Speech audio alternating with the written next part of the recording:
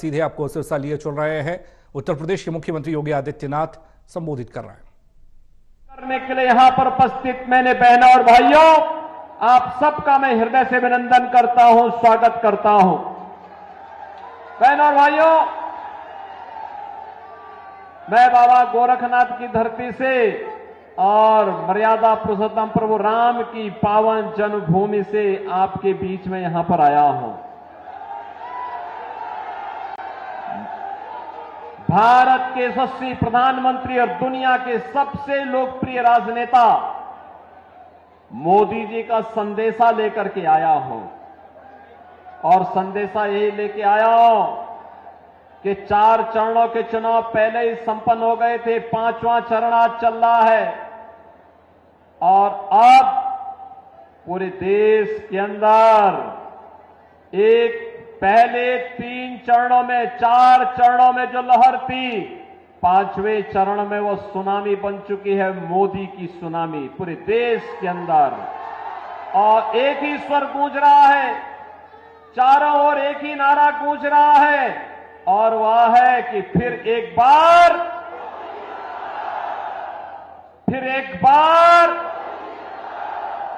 तीसरी बार, अब की बार।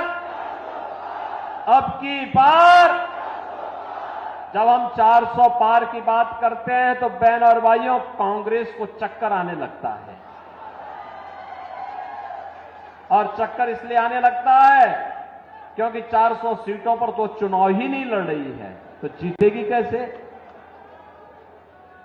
और इसीलिए तो मैं कह रहा हूं, जनता जनार्दन से जवाब देती है। क्या जवाब देती है? जवाब देती है कि जो राम को लाए हैं,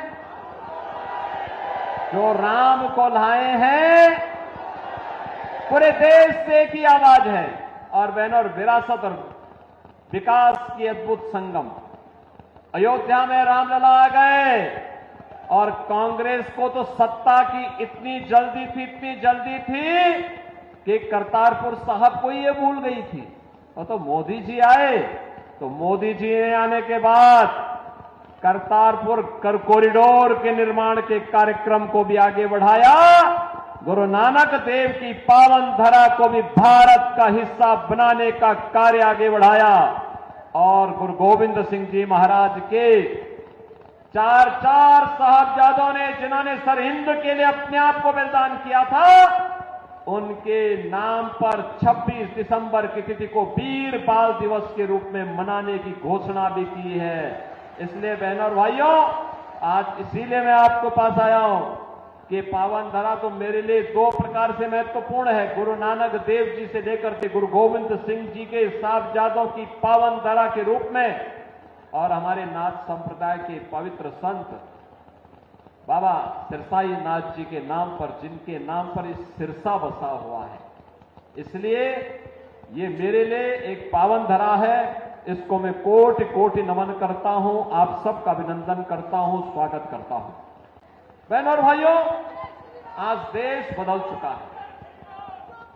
हमारी पीढ़ी सौभाग्यशाली है कि हम नए भारत के नागरिक हैं। मोदी जी के नेतृत्व में कार्य कर रहे हैं, और जो दुनिया के लिए असंभव है, जो कांग्रेस के लिए असंभव था, वो मोदी जी ने संभव करके दिखा दिया। कर दिया ना।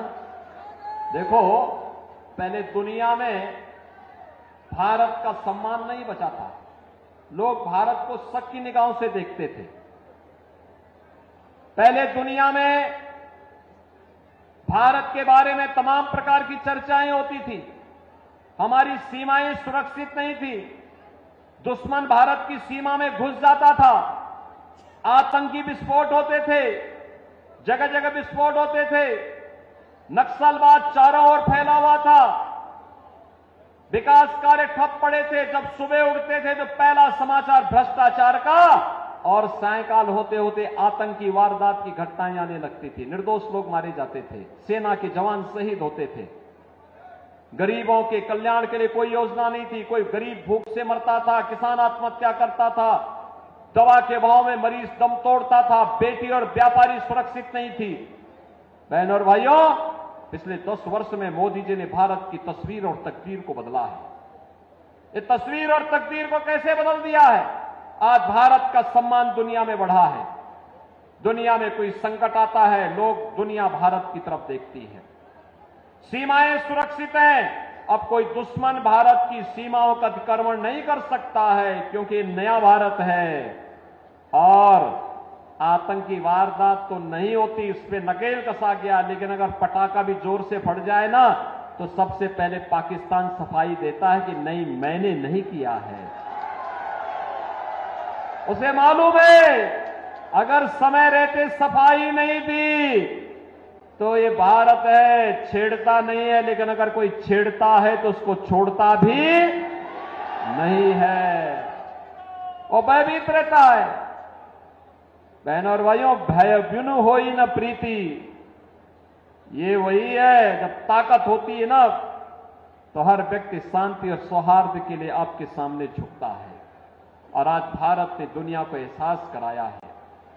विकास के कार्य बड़े बड़े, highway, railway, metro, IIT, IIM, AIIMS, one district one medical college, triple IT, NIT, world class university, और हर व्यक्ति के स्वास्थ्य के लिए हर घर नल और नल में जल की योजना मोदी जी ने पूरे देश के अंदर लागू कर दी। देखो, कांग्रेस के लोग भूखों मरते थे, गरीबों को भूखों मारते थे, उनका राशन खा जाते थे। और बहनों और भाइयों, भाजपा की सरकार में 80 करोड़ लोगों को फ्री में राशन मिल रहा है। मैं बोलना चाहता हूं, जो लोग पाकिस्तान का राग अलाप रहे हैं, उनको बोलो 23 से 24 करोड़ की आबादी का पाकिस्तान भूखों मर रहा है। वहां की जनता सड़कों पर है, तोड़फोड़ आगजनी हो रही है, 1 किलो गेहूं के लिए छीना झपटी हो रही है। और मोदी जी के नेतृत्व में भारत ने 10 वर्ष में 25 करोड़ लोगों को गरीबी रेखा से उभारने का काम किया है। 60 करोड़ लोगों को देश के अंदर 5 लाख रुपए का स्वास्थ्य बीमा का कवर मिल रहा है। 50 करोड़ गरीबों के जनधन अकाउंट खुल गए हैं। 12 करोड़ किसानों को किसान सम्मान निधि का लाभ, 12 करोड़ घरों में शौचालय का निर्माण, 10 करोड़ गरीबों को उज्ज्वला योजना का कनेक्शन, और 4 करोड़ गरीबों के मकान बन गए हैं। और मोदी जी ने घोषणा की है, तीसरी बार सरकार बनेगी, 70 वर्ष से ऊपर के हर एक बुजुर्ग को 5 लाख रुपए हर वर्ष स्वास्थ्य के लिए उपलब्ध करवाएंगे। मोदी जी ने घोषणा की है, तीसरी बार सरकार बनते ही जितने बचे हुए गरीब होंगे उनको भी एक एक मकान उपलब्ध करवाएंगे। मोदी जी ने घोषणा की है, तीसरी बार सरकार बनाएंगे, सोलर स्कीम के अंतर्गत हर घर को फ्री में बिजली उपलब्ध करवाने का काम भी करेंगे।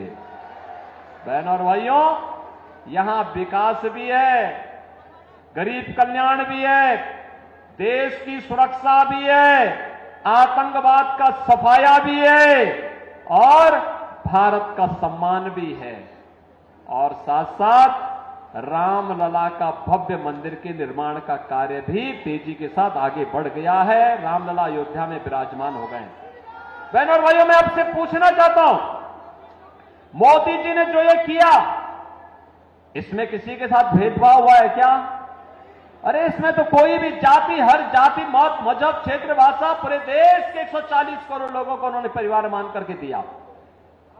सबका साथ, सबका विकास की बात मोदी जी ने की। और बहनों और भाइयों, एक तरफ सबका साथ और सबके विकास की भाव, सुरक्षा सबको, लेकिन तुष्टीकरण किसी का नहीं। हमने तुष्टीकरण नहीं, संतुष्टीकरण पर ध्यान दिया। और दूसरी तरफ इंडी गठबंधन में कांग्रेस और उसके सहयोगी दल हैं। सुबह से लेकर शाम तक एक नया झूठ और एक नई अफवाह फैलाते हैं। जब सत्ता में थे तब कुछ नहीं किया, तब हिंदुओं की भावनाओं के साथ खिलवाड़ किया। औरंगजेब की आत्मा कांग्रेस के अंदर घुस गई है, इसीलिए वो विरासत टैक्स के नाम पर ये जजिया कर आप पे लगा रही है। ये जजिया कर औरंगजेब ने ही भारत में लगाया था, कहा था कि या तो जजिया कर दो और नहीं तो मुसलमान बनो, और कांग्रेस भी यही करना चाहती है। क्या आप इसको स्वीकार करेंगे? क्या आप इसको स्वीकार करेंगे? क्या हम भारत को विभाजन की ओर ले जाएंगे? क्या अरे राम जन्मभूमि का जो पुण्य आपके साथ जुड़ा हुआ है, आप भी कह सकते हैं, सिरसावासी भी कह सकते हैं कि हमने तो यहां से कमल खिलाने का काम पिछली बार भी किया था। श्रीमती सुनीता दुग्गल को चुनाव जिता करके भेजा था, मोदी जी को प्रधानमंत्री हमने बनाया था। मोदी जी प्रधानमंत्री बने तब अयोध्या में राम मंदिर के निर्माण का मार्ग प्रशस्त हुआ। ये श्रेय तो आपके ऊपर गया, नेतृत्व मोदी जी का।